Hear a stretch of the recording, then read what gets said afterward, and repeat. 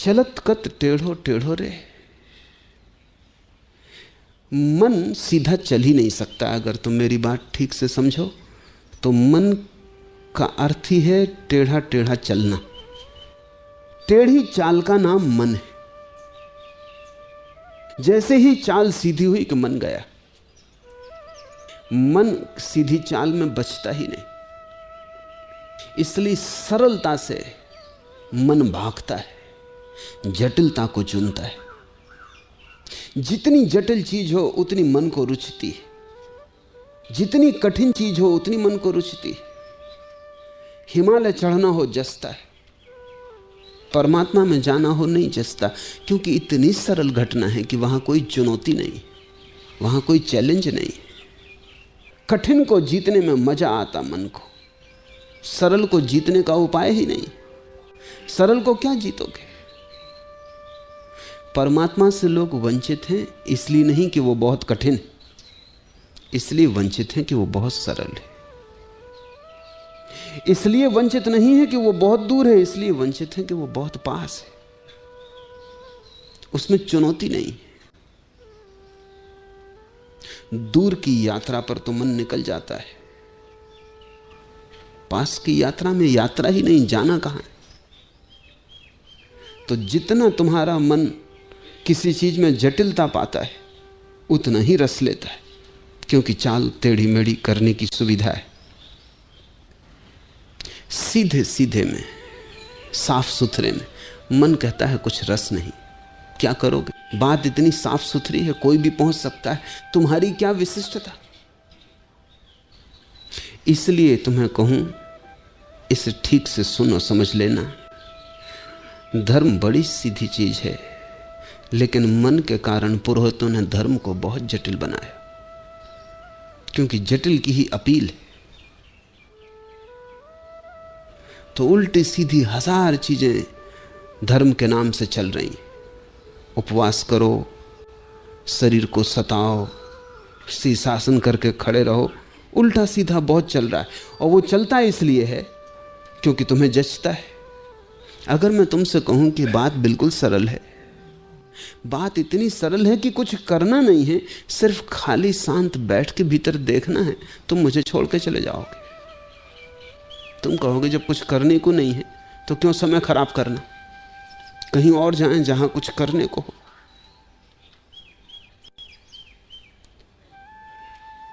100 गुरुओं में 99 जटिलता के कारण जीते। वो जितने दांव पेंच तुम्हें बता सकते हैं उतने बता देते, और दांव पेंच में तुम उलझ जाते हो। मन बड़ा रस लेता है, पहुंचते कभी भी नहीं पहुंचते। तो गुरु कहते पहुंचना कोई इतना आसान है, जन्मों जन्मों की यात्रा है। नहीं पहुंचते तो गुरु समझाते हैं कि तो कर्मों का बड़ा जाल है, कहीं इतने जल्दी होने वाला है। कभी हुआ है ऐसा? जन्मों जन्मों तक लोग चेष्टा करते हैं तब होता। अब दूसरे जन्म में इन्हीं गुरु से मिलने का उपाय तो है नहीं। पिछले जन्म में जिन गुरुओं ने जटिल साधनाएं दी थी उनसे मिले इस जन्म में, कि पूछ लो कि भाई अब भी नहीं हुआ।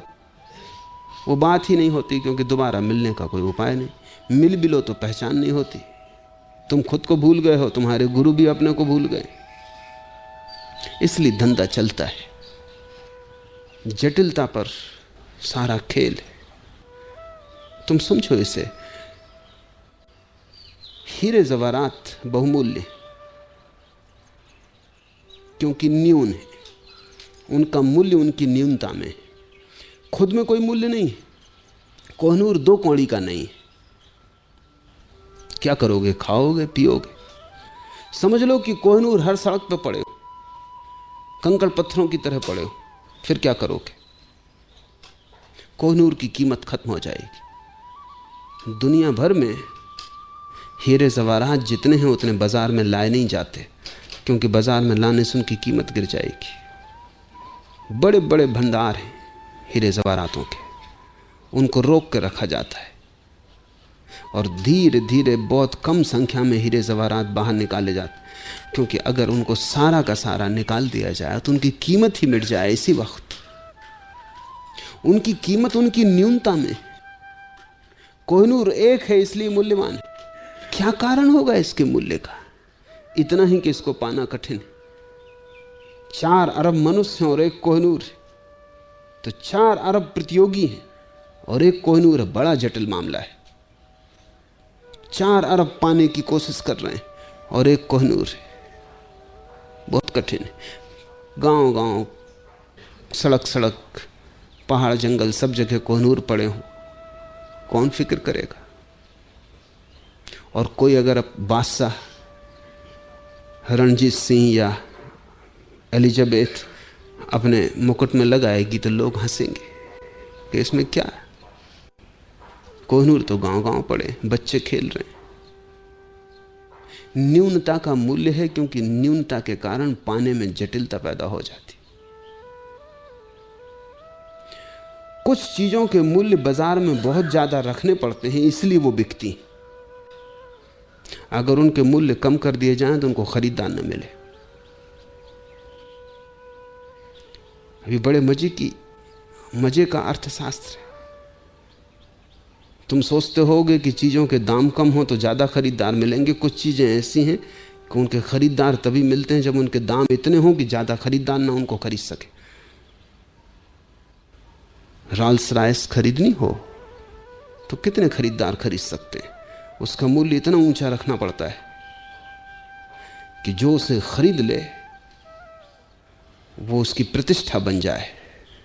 कि रॉल्स रॉयस खरीद ली, वो प्रतिष्ठा का सिंबल है, प्रतीक है। उसका मूल्य इतना है नहीं जितना मूल्य चुकाना पड़ता है। मगर लोग पागल हैं और मन का ये पूरा खेल है। अगर तुम्हें परमात्मा ऐसे ही घर के पीछे मिलता हो तो तुम्हें रस्सी खो जाए। तुम कहो ये तो जन्मों जन्मों की बात है, ऐसे कहीं मिलता है। ऐसे परमात्मा अचानक एक दिन आ जाए और तुम्हें उठा ले कि भाई मैं आ गया। तुम बड़ी प्रार्थना वगैरह करते थे, शीर्षासन लगाते थे, अब हम हाजिर, बोलो। तुम फौरन आंख बंद कर लोगे कि ये सच हो ही नहीं सकता। ऐसा हुआ कि मुल्ला नसरुद्दीन ने जाल फेंका और एक मछली पकड़ ली। मछली इतनी बड़ी थी कि कभी सुनी भी नहीं गई थी।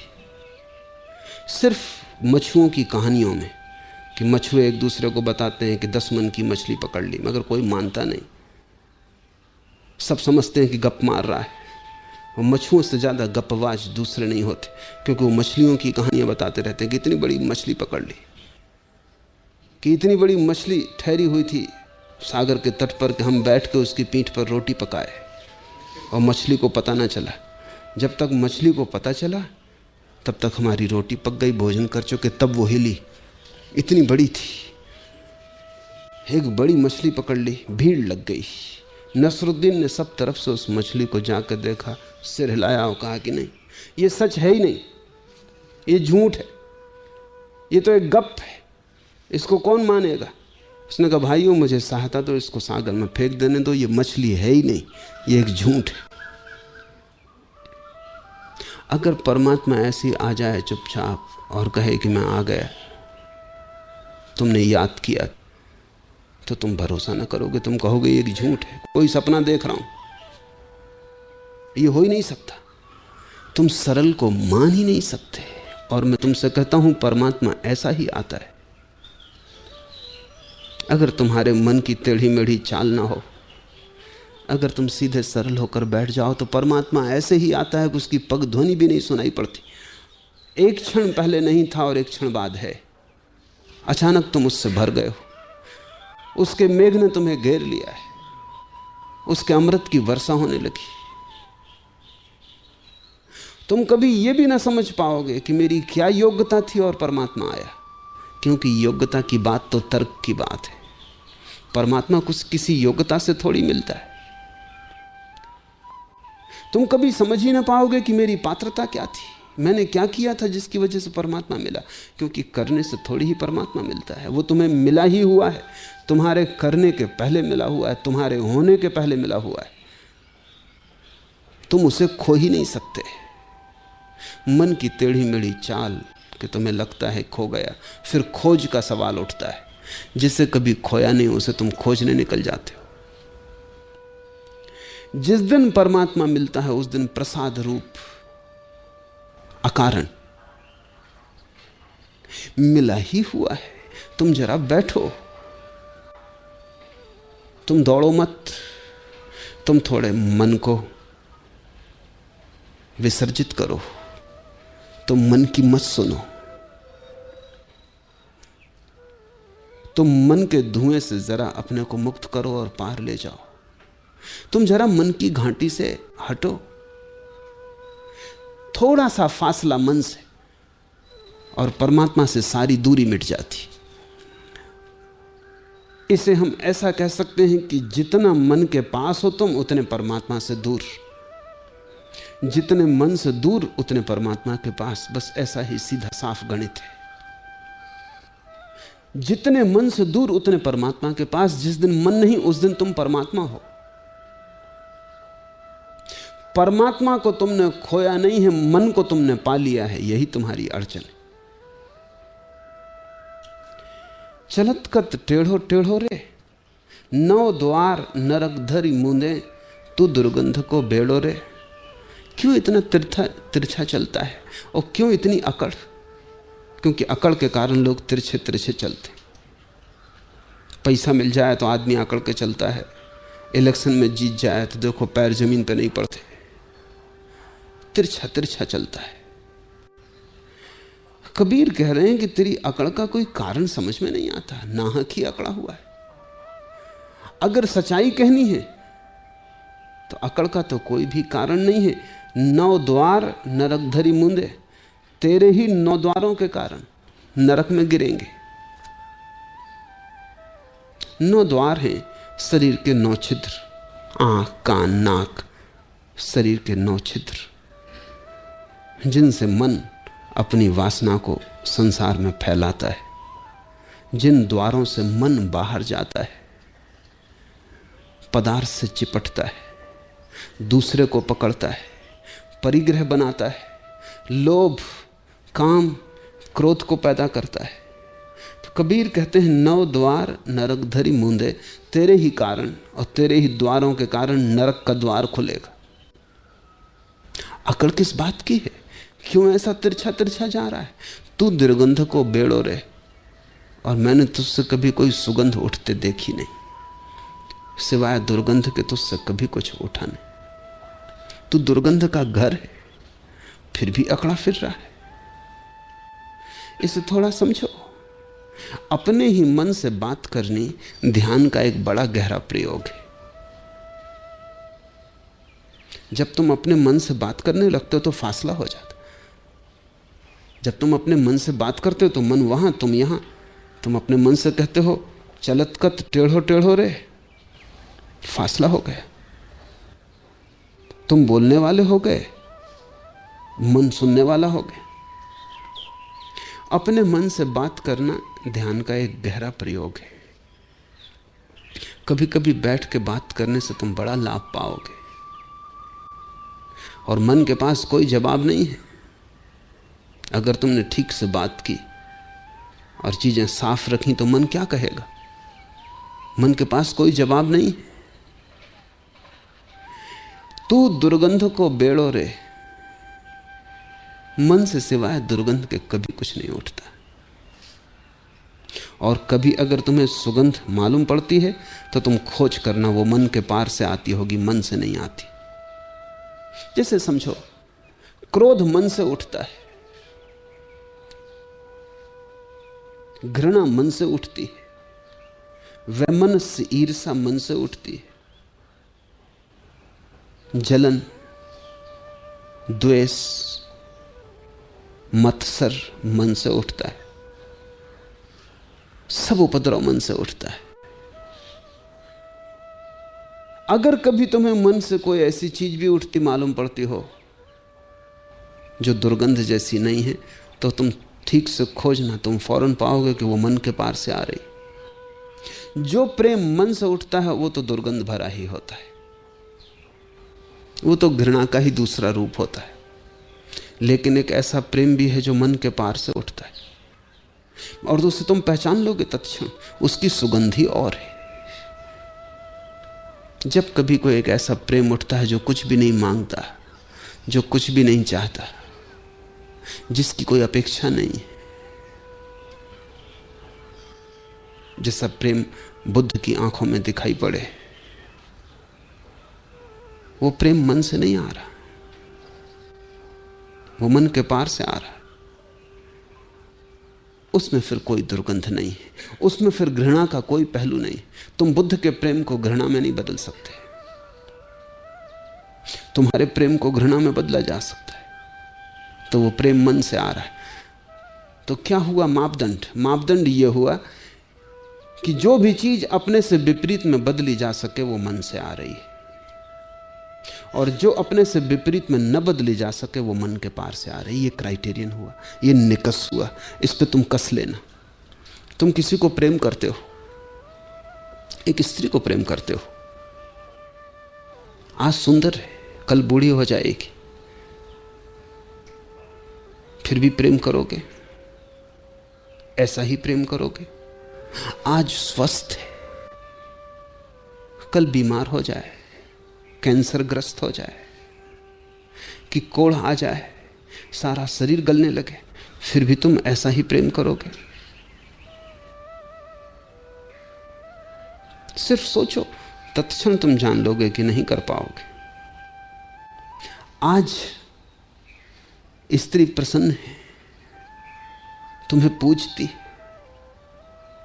कल गाली दे, अपमान करे, तब भी ऐसा ही प्रेम करोगे।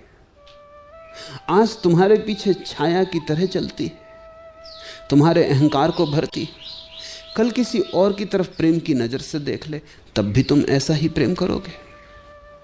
कल किसी और के पीछे चलने लगे, किसी और की छाया बन जाए, तब भी तुम ऐसा ही प्रेम करोगे। तो तुम्हारा प्रेम सशर्त है, उसमें कंडीशन है, वो लेन देन है। और अगर स्त्री ने किसी और को प्रेम कर लिया तो प्रेम करना दूर, तुम इसकी हत्या कर दोगे, तुम इसे गोली मार दोगे। तुम्हारा प्रेम घृणा में बदल सकता है। जो चीज अपने से विपरीत में बदल जाए, समझना कि मन से आ रही है, क्योंकि मन के पास द्वैत है, मन के पार अद्वैत है। अगर तुम्हारा प्रेम घृणा में न बदल सके, अगर तुम समझ लो कि यह संभव ही नहीं है कि मेरा प्रेम घृणा में बदल जाए, खोजना गौर से। अपने को धोखा देने का कोई सार नहीं है, क्योंकि किसी और को तुम धोखा नहीं दे रहे। तुम्हारी शांति अशांति में बदल सकती है, तो समझ लेना मन का ही खेल है।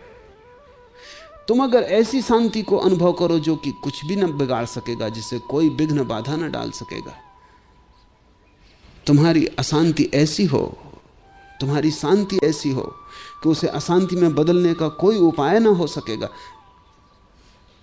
चारों तरफ तूफान चलता रहे तो भी तुम्हारी शांति अडिग बनी रहेगी, तो तुम समझ लेना कि कुछ मन के पार से आ रहा है।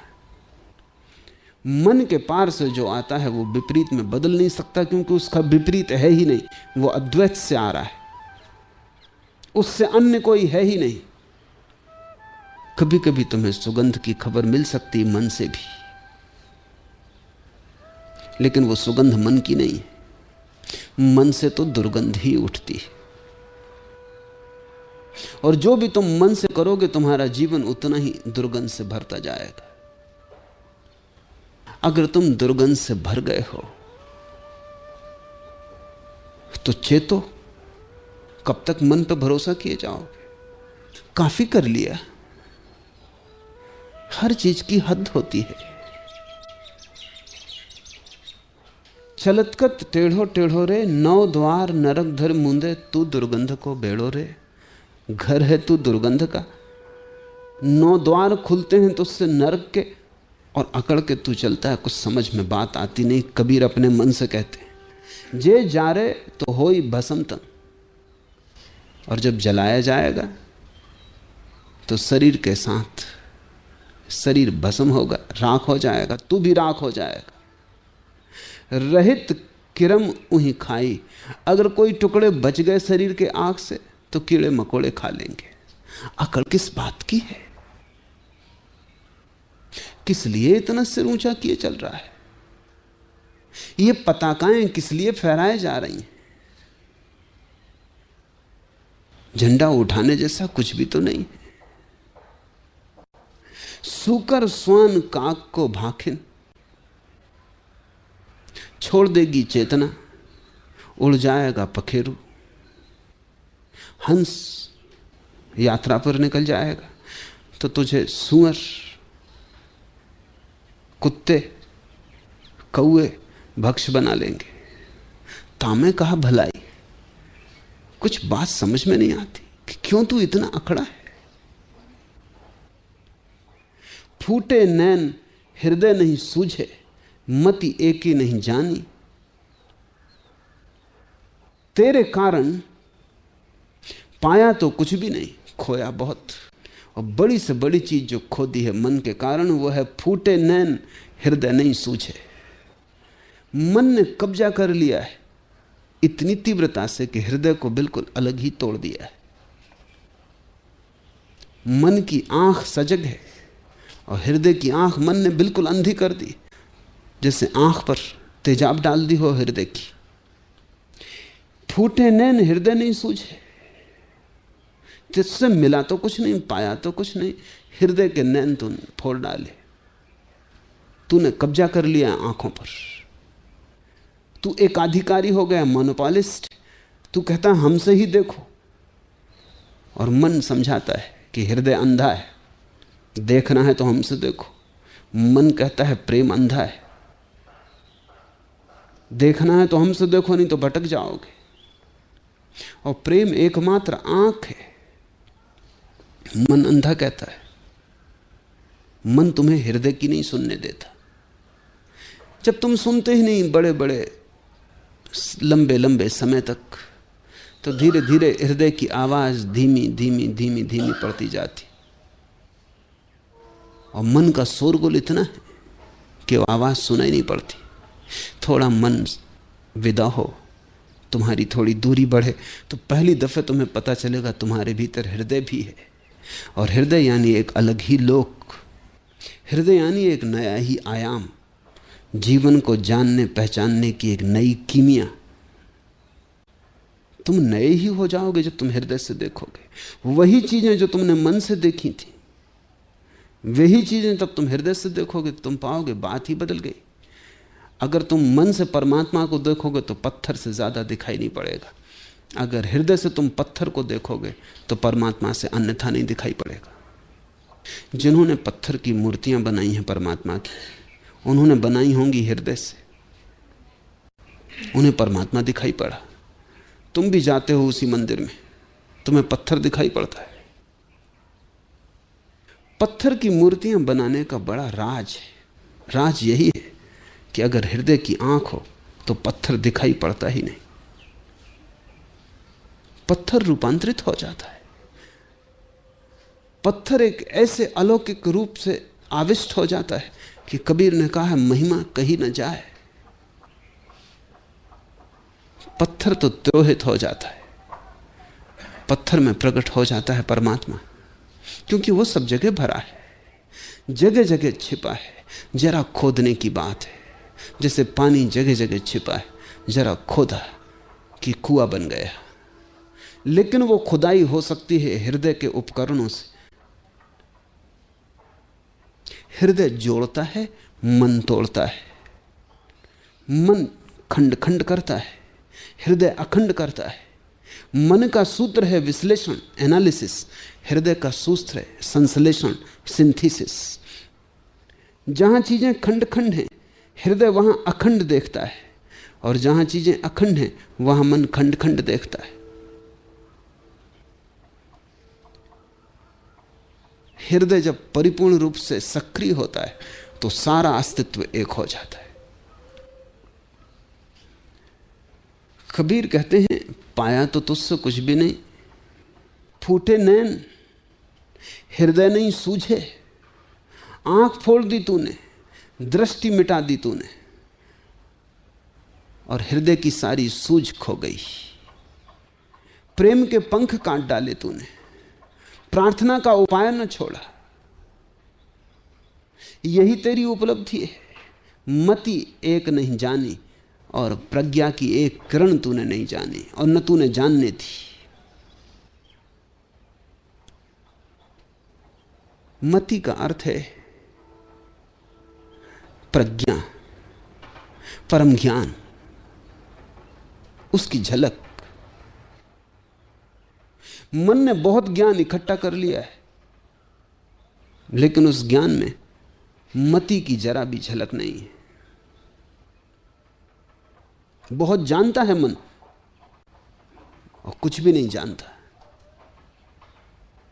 बड़ा संग्रह है ज्ञान का, शास्त्र, शब्द, सिद्धांत, लेकिन प्रतीति का एक कण भी नहीं है। और प्रतीति ही एकमात्र प्रज्ञा है, अपना ही अनुभव एकमात्र ज्ञान है। तो मन तोते की तरह है, रटन लगाए रखता है, दोहराता रहता है, बासा उधार। कबीर कहते हैं मति एके नहीं जानी। इसके दो अर्थ हो सकते हैं कि मति की एक भी किरण न जानी। इसका एक अर्थ भी हो सकता है कि उस एक के संबंध में कुछ भी न जाना। बहुत के संबंध में जान लिया और एक के संबंध में कुछ भी जाना जाना, और एक ही असली जानना है। उपनिषदों ने कहा है जो उस एक को जान लेता वो सब जान लेता है। मति एके नहीं जानी, माया मोह ममता सु बांध्यो, बूढ़ी मुबो बिन पानी। इतनी ही तेरी कुशलता है कि माया मोह ममता सु बांध्यो, सपनों से बांध दिया तूने, सत्य से तोड़ दिया, मोह से बांध दिया तूने, ममता से बांध दिया, अहंकार से, मैं और मेरा। सपने तूने संजो दिए, झूठा एक जगत निर्मित कर दिया चारों तरफ, और एक ऐसी स्थिति बना दी। कहते हैं, कहावत है कि चुल्लू भर पानी में डूब मरो। कहते हैं उस आदमी से जिसको अब कोई बचने की जगह न रही, जिसने ऐसा अपराध किया है जीवन के साथ,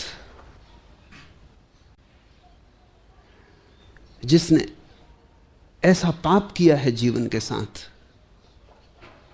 क्या वो चेहरा दिखाने योग्य न रहा, तो उससे हम कहते हैं डूब मरो चुल्लू भर पानी में। चुल्लू भर पानी में क्यों? क्योंकि तुम इतने क्षुद्र हो गए कि चुल्लू भर पानी काफी होगा। चुल्लू भर पानी तुम्हारे लिए सागर जैसा होगा। डूब मरो, तुम इतने क्षुद्र हो गए, ये मतलब है। इतने छोटे हो गए तुम कि अब तुम्हें कोई नदी, कोई सरोवर, कोई सागर डूब मरने के लिए नहीं चाहिए। अपनी ही चुल्लू भर पानी में डूब मर सकते हो। कबीर कहते हैं, लेकिन तेरी कृपा से ऐसी स्थिति आ गई कि बूढ़ी मुवो बिन पानी, बिना ही पानी के डूब मरो। चुल्लू भर की भी कोई जरूरत नहीं, पानी की जरूरत ही नहीं है, बस डूब मरो। तूने इतना क्षुद्र बना दिया, तूने इतना छोटा बना दिया, और विराट को, जिसकी कोई सीमा न थी, जिसका कहीं अंत ना आता था, असीम को तूने ऐसी गति में डाल दिया कि अब बिना ही पानी के मरने की अवस्था है। बूढ़ी मुवो बिन पानी, बारू के घरवा में बैठो। अकड़ किस बात की है तेरी? ये वार्तालाप बड़ा प्यारा है।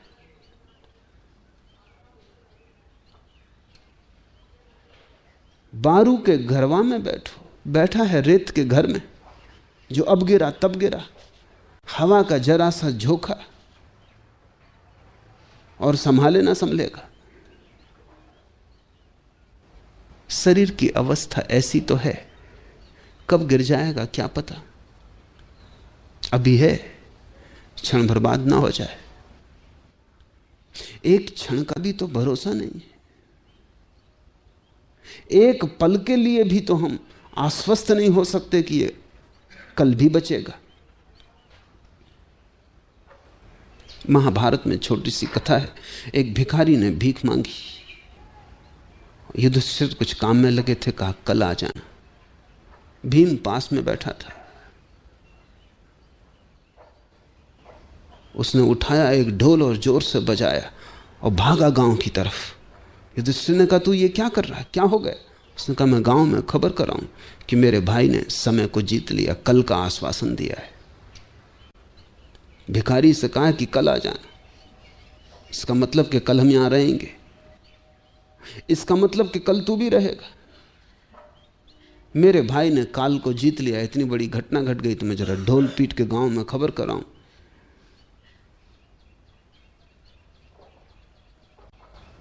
युधिष्ठिर को बात समझ में आ गई, दौड़े भिखारी को वापस ले आया और कहा क्षमा कर, कल का क्या भरोसा, तू अभी ले जा। बारू के घरवा में बैठो, चेतत नहीं आयाना, और अब तक चेतता नहीं। और ऐसा भी नहीं कि कोई पहली दफा बैठा, बहुत बार बैठ चुका बालू के घर में और बहुत बार घर गिर गया, मगर फिर बना लेता है। चेतत नहीं आयाना, आयाना का अर्थ है अब तक, अभी तक, अभी तक चेतता नहीं।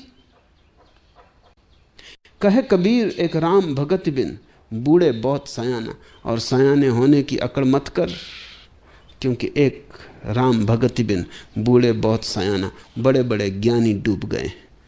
सिर्फ एक ही सहारा है जो बचाता है, वो है परमात्मा से प्रेम, राम भगति। अकड़ मत रख कि तू बहुत जानता है, ऐसे जानने वाले बहुत डूब मरे। ये बड़ा प्यारा वचन है, बूढ़े बहुत सयाना। मन बड़ा सयाना है, हर चीज में सलाह देने को तैयार है, वहां भी जहां कुछ जानता नहीं। हर बात में गुरु बनने की तैयारी। मन शिष्य नहीं बनना चाहता, गुरु बनने को सदा तैयार है। कूड़ा करकट इकट्ठा कर लेता है यहां वहां से। तुम जरा अपने मन को देखो, जो भी तुम जानते हो वो कहीं ना कहीं से इकट्ठा कर लिया है। सब उधार, सब बासा, सड़ा, जूठन फेंकी लोगों की, उसको इकट्ठा किए, बड़े अकड़े और सयाने बने बैठे। ऐसा हुआ कि सूफी फकीर जुन्नैद एक गांव से गुजरता था। बड़ा पंडित था, बड़ा जानकार था, और जानकारों की बड़ी मुसीबत है कि वो जानते हैं तो वो दूसरों को जनाना चाहते हैं कि कोई मिल जाए जिसको सिखा दें। ऐसा हुआ, उस दिन कोई ना मिला। अधार्मिक गांव रहा होगा, कई को पकड़ने की कोशिश की जुन्नैद ने, लेकिन लोगों ने कहा कि अभी जरा दूसरे काम से जा रहे हैं, फिर जब फुर्सत होगी तब आएंगे। या लोग जानते रहे होंगे इस पंडित को। कोई ना मिला तो एक छोटा बच्चा मिल गया। वो एक दिया लिए जा रहा था एक मजार पे चढ़ाने को। तो जुन्नैद ने उसको कहा कि सुन बेटे, ये दिया तूने ही जलाया? उस लड़के ने कहा कि निश्चित मैंने ही जलाया। तो तू क्या ये बता सकता है कि ज्योति जब तूने जलाई ना थी तो कहां थी, और जब तूने जलाई तो कहां से आई, किस दिशा से? उस लड़के ने कहा कि देखो, फूंक मार कर उसने दिया बुझा दिया और कहा कि अब ज्योति कहां गई आप ही बता दो। आपके सामने ही गई, तब मैं बता दूंगा कहां से आई। जुन्नैद को पहली दफा होश आया कि बड़ी बड़ी ज्ञान की मैं बातें करता हूं कि संसार कहां से आया, किसने बनाया, और ये ज्योति सामने ही मेरे आंखों के लीन हो गई और मैं नहीं बता सकता कहां गई। उसने झुक के पैर छुए उस बच्चे के, और जुन्नैद ने लिखा है उसी दिन मैंने पंडित होने का त्याग कर दिया। ज्ञान कचरा है। क्या बकवास मैंने भी लगा रखी। छोटी छोटी बात का पता नहीं, बड़ी की बात कर रहा हूं। अपना पता नहीं, संसार की बात कर रहा हूं। खुद की कोई खबर नहीं, खुदा की चर्चा चला रहा हूं। जुन्नैद उसी दिन परिवर्तित हो गया। जुन्नैद ने कहा अब हम सिखाने नहीं निकलते, अब सीखने निकलते। वो शिष्य हो रहा। वो बड़ा विनम्र आदमी हो गया। उसकी विनम्रता अनूठी थी। उसने हर किसी से सीखा, और जब वो ज्ञान को उपलब्ध हुआ तो उससे लोगों ने पूछा तो उसने इस बच्चे को पहला अपना गुरु बताया। दूसरा गुरु एक चोर को बताया। लोगों ने कहा चोर और गुरु? उसने कहा एक रात एक गांव में मैं देर से पहुंचा, सारा गांव तो सोया हुआ था, धर्मशाला बंद हो चुकी थी। एक चोर एक अंधेरी गली में मुझे मिल गया। उसने कहा कि देखो, अब इस रात के अंधेरे में तुम्हें कहीं कोई जगह ना मिलेगी, विश्राम ना मिलेगा। मेरे घर तुम आ सकते हो, लेकिन मैं तुम्हें बता दूं क्योंकि तुम फकीर हो, मैं चोर हूं, अपना धंधा बिल्कुल अलग अलग। और फकीर से झूठ क्या कहना, सच सच बता देना, पीछे तुम पछताओ कि कहां चोर के घर में रुक गए। मुझे कोई ऐतराज नहीं है और मुझे कोई डर नहीं है कि तुम मुझे बदल लोगे। मैं पक्का चोर हूं। तुम्हें अगर डर हो कि मैं तुम्हें बदल लूंगा, तुम कहीं और ठहर जाओ। जुन्नत ने कहा कि मैंने सोचा, मन में मेरे भय तो आया था, चोर पहचान गया। मन में एक बात तो आई थी कि चोर के घर रुकना ठीक नहीं है, क्योंकि सत्संग सोच के करना चाहिए। लेकिन जब चोर ने कहा कि मैं पक्का चोर हूं, तुम मुझे ना बदल पाओगे, इसलिए मुझे उसकी कोई चिंता नहीं। हाँ, तुम्हें अगर डर हो कि मेरे पास रह के मेरा रंग तुम्हें लग जाएगा, तुम अगर कच्चे फकीर हो, तुम कहीं भी ठहर जाओ, तुम्हारी मर्जी। चोट लग गई तो उसने कहा कच्चे फकीर। गया, रुक गया, और फिर महीने भर तक रुका रहा। और चोर अनूठा आदमी था।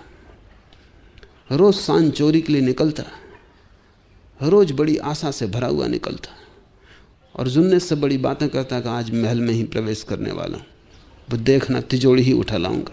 और रात जब लौटता तब भी उदास ना दिखाई पड़ता। दरवाजा जब जुन्नत खोलता पूछता लाए, वो कहता आज तो नहीं लगा दांव, लेकिन कल पक्का है। ऐसा महीना बीत गया, दांव लगा ही नहीं, मगर उस आदमी की आंख की चमक ना गई, उसकी आशा न खोई, उसने कभी भी निराशा प्रकट ना की, वो हताश ना हुआ। फिर जुन्नत उसे छोड़ के चला गया। बाद में जुन्नत जब परमात्मा की खोज में डूबा और रोज दिन बीतने लगे और परमात्मा की कोई झलक ना मिले, तो एक दिन उसने तय कर लिया कि बस अब बहुत हो गया। अगर आज मिलता है परमात्मा तो ठीक, अगर नहीं मिलता तो समझ लेंगे है ही नहीं। तभी उसे चोर की याद आई और उसने कहा था कच्चे फकीर और मैं पक्का चोर। और वो चोर साधारण संपत्ति खोज रहा है लेकिन निराश नहीं, और मैं परम संपत्ति को खोजने निकला हूं और इतने जल्दी हताश हो गया। फिर जाग गया और फिर उस चोर ने मेरा साथ दिया, उसकी स्मृति ने साथ दिया। और जब तक मैंने परमात्मा ना पा लिया तब तक मैं चोर के सहारे ही चला। इसलिए दूसरा मेरा गुरु वो चोर। ऐसे उसने 9 गुरु गिनाए, उसने सबसे सीखा।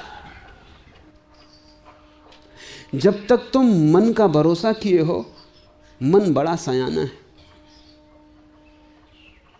उसे सीखने की जरूरत नहीं, वो सीखा ही हुआ है, वो जानता ही है। और जो जानता ही है उसे जनाना मुश्किल। जो जागा हुआ पड़ा हो और सोने का बहाना कर रहा हो उसे जगाना मुश्किल। जिसको पहले से ही ये भ्रांति हो कि हम जानते हैं, उसको जनाओगे कैसे? वो पहले ही अपने ज्ञान से भरा है, और ज्ञान कौड़ी का नहीं है, सब उधार है, तोता रटन थे, सीख लिया है, कहीं प्राण उससे भीगे नहीं। बाहर बाहर है ज्ञान, अंतस अछूता रह गया है, भीतर गहन अज्ञान है, अंधेरा है, रोशनी उधार है और बाहर है। रोशनी किसी और की तुम्हारी रोशनी नहीं हो सकती, दिया किसी और का तुम्हारे काम नहीं पड़ सकता। बुद्ध ने अंतिम क्षणों में कहा है अप दीपो भव, अपने दिए हो जाओ। कब तक शास्त्रों के दिए लिए फिरोगे? वो तो बुझे दिए। शब्दों के दिए कब तक काम आएंगे? कहे कबीर एक राम भगत बिन बूढ़े बहुत सयाना, कहते हैं चलत कत टेढ़ो टेढ़ो रे, और तेरे जैसे बहुत ज्ञानी डूब गए। अकड़ मत, ये झंडा मत उठा, तिरछा तिरछा मत चल, तेरे सयानेपन में कुछ सार नहीं है। बचे तो केवल वे, कहे कबीर एक राम भगति बिन बूढ़े बहुत सयाना, बचे तो केवल वे जिन्होंने राम का सहारा ले लिया। राम के सहारे का अर्थ है जिन्होंने एक का सहारा ले लिया, और वो एक तुम्हारे भीतर छिपा है। जिन्होंने विचारों से दृष्टि हटा ली और चैतन्य की तरफ उन्मुख हो गए, जो स्रोत की तरफ लौट गए, जो गंगोत्री में पहुंच गए, जहां से सब आया है, जहां से सब फैलाव हुआ है, जो उस मूल उद्गम पर पहुंच गए, और वो उद्गम तुम्हारे भीतर है। कस्तूरी कुंड